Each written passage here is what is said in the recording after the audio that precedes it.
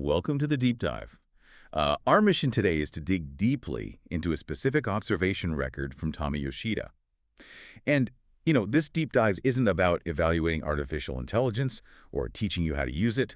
And we aren't here to reach some neat, perfectly packaged conclusion. Right, exactly. Instead, unfinished thoughts, pending questions, and ideas that just don't need to be closed are left exactly as they are under the premise that we are currently in a transitional period. So some of the language or the flow you hear today might feel a bit unnatural, or maybe carry a slight sense of discomfort. Which is completely intentional. Yeah, that discomfort is intentionally left uncorrected. Yeah. It's a vital part of observing how language, technology, and human judgment interact. And honestly, it is the absolute perfect framing for Tommy Yoshida's record, because this entire log we're looking at today is an exploration of that exact discomfort. Oh, totally. It's fascinating. Right. We are looking at a transcript of a conversation between Tommy and an AI. But rather than asking the AI to, perform a standard task like writing an email, Tommy engages it in this almost philosophical dialogue. Yeah, a dialogue about the mechanical process of how it actually handles human thought and text. Exactly. He is putting a magnifying glass to the margins, the blank spaces that get left behind when we process information. And I gotta say, the numbers involved in this specific interaction are what initially caught my attention. It's wild. Tommy takes this massive transcript of a spoken presentation. It's roughly 29,000 characters. Which is huge. Right. That's about the equivalent of a 30-page document in Japanese text. And he feeds it to the AI, and he just asks for the useful parts to be presented back to him. A pretty standard request, really. You'd think so. Yeah. But the AI returns an output of about 1,000 characters. I mean, that is a compression rate of roughly 96 to 97%. Yeah, 96% of the text is just gone. And that forces a major reevaluation of what we actually assume these tools are doing. Definitely. Because when I ask for a summary, I usually picture like someone taking a yellow highlighter to a textbook. You're just picking out the best sentences. Advanced assumption, yeah, extraction. But 96% gone. That's not highlighting. That's tearing down the building. It is absolute demolition, and Tommy realizes this almost immediately. And what's interesting is the AI actually tells him that it is not summarizing or extracting. It explicitly uses the words converting and reconstructing. Converting and reconstructing. So it's a completely different process than we think. Totally different. And this is where we have to look at the actual mechanism of what is happening under the hood. The AI employs a very aggressive two-step process. Okay, walk me through that. So step one is deletion. It systematically strips away anecdotes, specific episodes, repetition, and what it categorizes as the sway of the context. Wait, I need to push back on that a bit. Yeah. Sway. Yeah, the sway, the human element, basically. But if you strip away the specific episodes and all the context, how is that remaining 4% even representative of the original thought? You aren't just trimming the branches off a tree, you're feeding the entire tree into a wood chipper. That is a great analogy, and that leads directly into step two, which is the reconstruction phase. Okay, so what does it do with the wood chips? Right, so the AI takes the scattered semantic points that survived the deletion phase, your wood chips, and it forces them into a completely new context. It builds a brand new trunk from scratch. Wow. So it's not the original tree at all? Not at all. It maps the semantic weight of those remaining words based entirely on what the user's prompts demanded. And in doing so, it completely discards the emotional weight or the original intent of the speaker. It just aligns the tokens into this straightforward, optimized format that never actually existed in the original document. Exactly. It's a hallucinated structure made of salvaged parts. So the output is an entirely new piece of architecture. But that begs the question, if 96% of the original speech is stripped away to build this new, highly optimized trunk, what exactly was in that 96%? And that question introduces a massive conceptual divide that Tommy observes in the record. Right. The AI actually categorizes the original 29,000 character spoken transcript as an experience. Yes. Yeah. But the 1,000 character output it generates, it calls that a structure. Experience versus structure. I mean, this dichotomy gets right to the heart of the modern friction we feel with technology. It really does, because the AI openly acknowledges what it throws into the incinerator to create that structure, right? It's deleting the flow of time, digressions, human hesitation, sudden leaps in logic, the shifting emotions of the speaker. And the messy stuff. Yeah, and the system classifies all of those elements of human communication simply as noise. Which is a very machine way of looking at it. But let's ground this in everyday life for a second. Think about the last time you asked an AI to summarize a long, rambling email or uh, a massive thread from your boss or a colleague. Oh, I do that all the time. Right. And you were probably relieved that the noise was gone. You just wanted the bullet points so you could do your job. There's a massive efficiency argument here. I mean, I don't need the sender's throat clearing or their tangent about a different project. I just want the actionable data. Sure, from a purely operational standpoint, that makes perfect sense. So why would Tommy, or any of us for that matter, want to keep the human hesitation and that discomfort? Why preserve the sway? Because that hesitation contains the reality of the situation. I mean, optimization provides clarity and actionability, but it comes at a severe cost. Let's look at your example of the boss's rambling email. Okay. Yeah. If you run that through an AI to get the structure, you get 3 bullet points of directives. Boom, boom, boom. Clear. But what did the AI delete as noise? The tone. Exactly. Maybe your boss hesitated and repeated themselves because they are incredibly anxious about the timeline. Maybe that random tangent was actually a subtle warning about a client's changing mood. Oh, wow. Yeah, the AI wouldn't care about that at all. Right.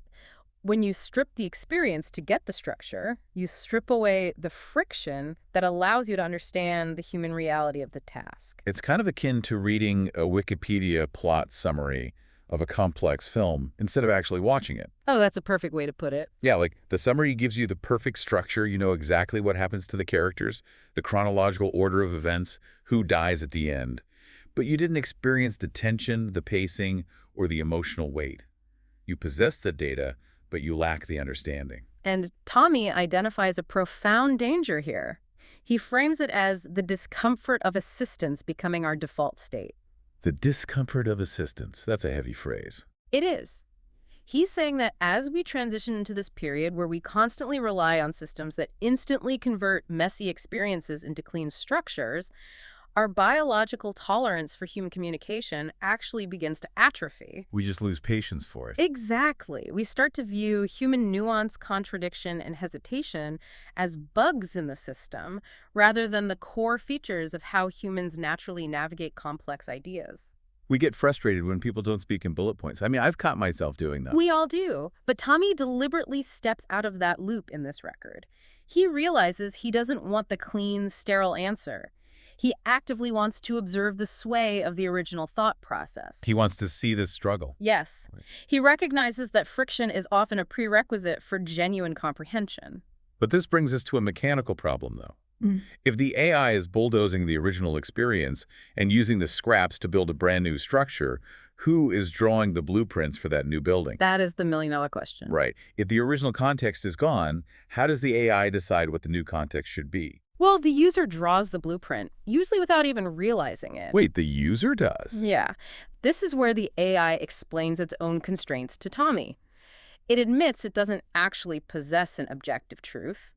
It operates simply by changing the viewing angle. The viewing angle. Yeah, Tommy notes this explanation from the AI. Imagine looking at a complex physical object. If you look at it from the front, you see a specific shape, right? Right.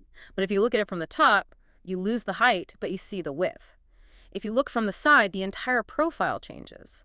The object itself hasn't changed, but the reality you perceive is entirely dictated by your angle of observation. Oh, that makes so much sense. It's like the text is a prism. Yes, exactly. If I hold it up to the light and say, give me a summary, the AI forces the light through one specific facet. I only see the angle of structure.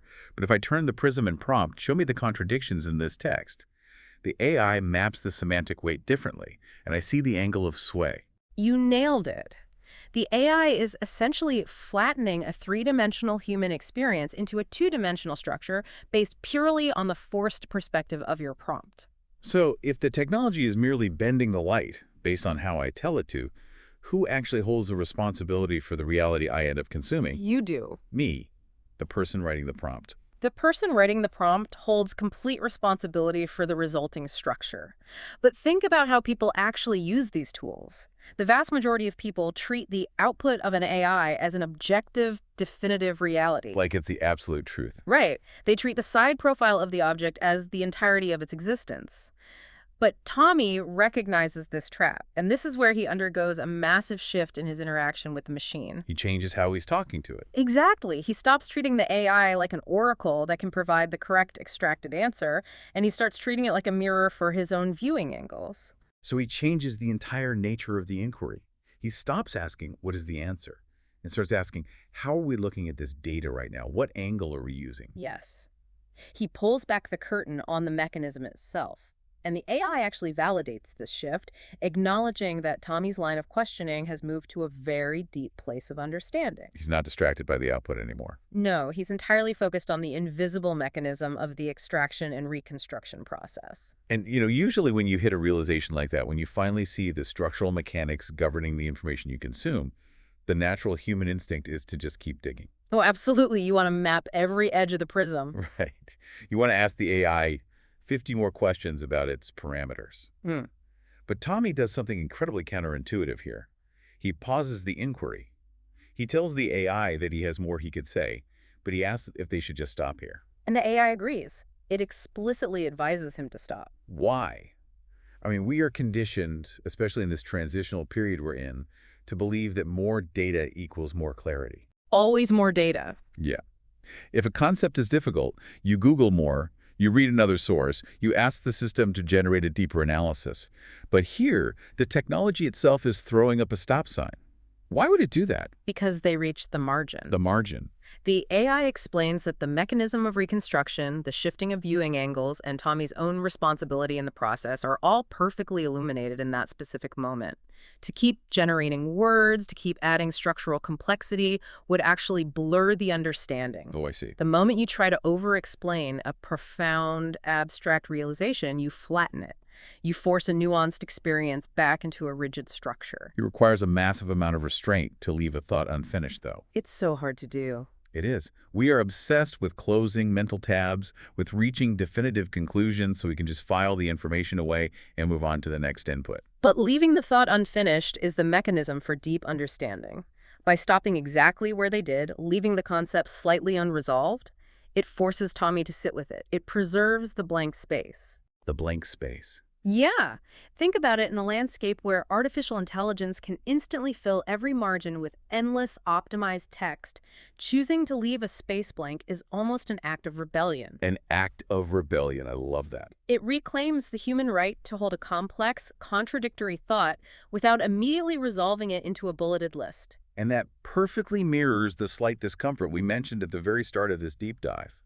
By not forcing a neat conclusion, you have to carry that discomfort with you. You can't just put it down. Exactly. You have to keep chewing on the ideas of experience versus structure and the responsibility of the viewing angle long after the interaction ends.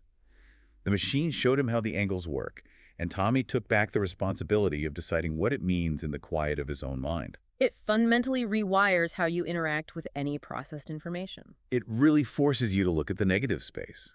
So the next time you are reading a highly polished report, a news summary, or an AI-generated brief, take a moment to consider the demolition that took place to create it. What got burned in the incinerator? Right. What parts of the human experience, the sway, the hesitation, the brilliant, messy digressions were thrown out so you could have a frictionless structure? And more importantly, what viewing angle was forced upon the text to build that specific output? And the AI leaves Tommy with a striking observation about this dynamic at the end of the log. It says, those who can move their perspective are no longer bound by answers. Those who can move their perspective are no longer bound by answers.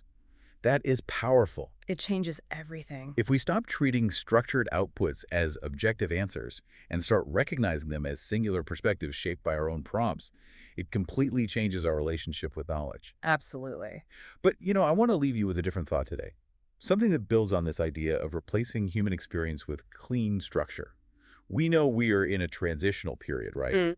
Our brains grew up wired to parse the messy, hesitant reality of human communication. Right, all the nuance and friction. Exactly. But if we increasingly rely on AI to sanitize our inputs, if we get used to consuming everything as a frictionless structure, what happens when we expect the actual human beings in our lives to start speaking to us like that? Oh, wow. If we lose our tolerance for the sway and the hesitation in text, do we also lose our patience for our own children, our partners, our friends, when they struggle to articulate their feelings? Deep empathy requires us to sit in the discomfort of someone else's unresolved emotions. If we optimize away that discomfort, do we optimize away our capacity to truly understand each other? Something to think about.